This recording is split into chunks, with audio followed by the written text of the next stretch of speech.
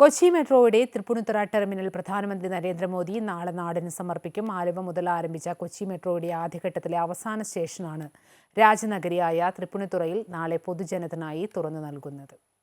കൽക്കത്തയിൽ നിന്നും ഓൺലൈനായാണ് പ്രധാനമന്ത്രി നരേന്ദ്രമോദി കൊച്ചി മെട്രോയുടെ തൃപ്പൂണിത്തുറ സ്റ്റേഷന്റെ ഫ്ളാഗ് ഓഫ് നടത്തുന്നത്. അതേസമയം തൃപ്പൂണിത്തുറ സ്റ്റേഷനിൽ നിന്നും ഭിന്നശേഷിയുള്ള കുട്ടികളുമായി ആദ്യ ട്രെയിൻ ആലുവ സ്റ്റേഷനിലേക്ക് പുറപ്പെടും. ജനപ്രതിനിധികളും വിവിധ വിശിഷ്ട വ്യക്തികളും സ്റ്റേഷനിൽ നടക്കുന്ന ചടങ്ങിൽ പങ്കെടുക്കും. രാജനഗരിയിലേക്ക് കൊച്ചി മെട്രോ എത്തുമ്പോൾ മെട്രോ സ്റ്റേഷനും രാജപ്രൗഢിയോടെയാണ് ഒരുക്കിയിരിക്കുന്നത്. സ്റ്റേഷന്റെ തൂണുകൾ മ്യൂറൽ ചിത്രങ്ങളാൽ സമ്പന്നമാണ്. സ്റ്റേഷന് മുൻവശത്തെ തൂണുകളിൽ തൃപ്പൂണിത്തുറയുടെ ചരിത്രത്തിന്റെ ഭാഗമായ അത്തച്ചമയത്തിലെ വിവിധ കാഴ്ചകളാണ് മ്യൂറൽ ചിത്രങ്ങളായി ഒരുക്കിയിട്ടുള്ളത്. കേരളത്തിലെ വിവിധ നൃത്തരൂപങ്ങളുടെ ശില്പങ്ങളുമായി ഒരുക്കിയിരിക്കുന്ന ഡാൻസ് മ്യൂസിയം സ്റ്റേഷന്റെ പ്രധാന പ്രത്യേകതയാണ്. സ്റ്റേഷനിലെ ഇരിപ്പിടങ്ങളിലും ലൈറ്റുകളിലും മറ്റ് ഇന്റീരിയർ ഡിസൈനുകളിലുമെല്ലാം രാജനഗരിയുടെ പൈതൃകം ദൃശ്യമാണ്.